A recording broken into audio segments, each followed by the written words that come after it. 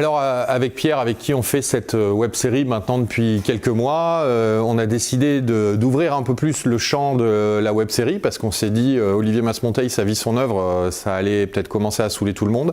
Donc ce que je voulais, c'était élargir et parler de mes amis artistes que j'aime beaucoup et dont j'aime le travail. Et l'idée de cette série, c'était un peu d'ouvrir la porte de l'atelier, mais c'était aussi ouvrir la porte des ateliers et faire découvrir la création contemporaine aujourd'hui. C'est quoi la scène française? Ça représente qui? Combien d'artistes? Des pratiques diverses et variées. Et en fait, j'avais envie de vous présenter ça. Alors, pour cette première visite, moi, ce que j'ai pensé, c'est vous présenter le travail d'un copain qui s'appelle Lionel Sabaté. Alors, je m'appelle Lionel Sabaté. Alors, je suis peintre, artiste, sculpteur, peintre, dessinateur, enfin, voilà, artiste au sens large.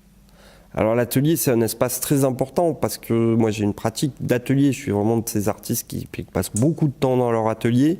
C'est un endroit qui est essentiel, qui est pour moi, en plus, comme je suis sculpteur, qui demande à être spacieux, à avoir plutôt beaucoup d'espace.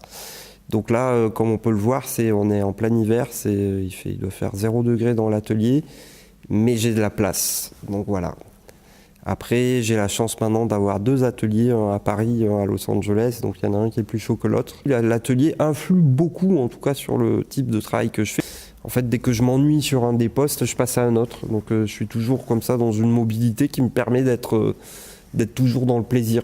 Et en fait, mon travail a besoin de ça, a besoin du plaisir de faire.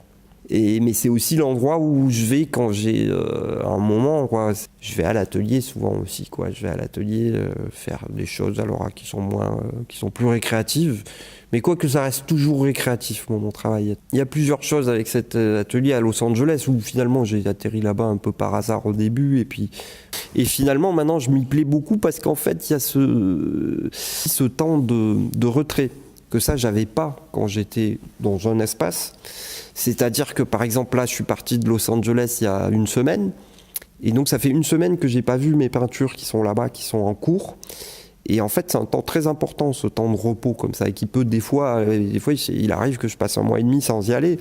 Donc je redécouvre mes œuvres avec 1 mois et demi comme ça de repos du regard, qui est passé sur d'autres pièces. Et ça, c'est un trésor.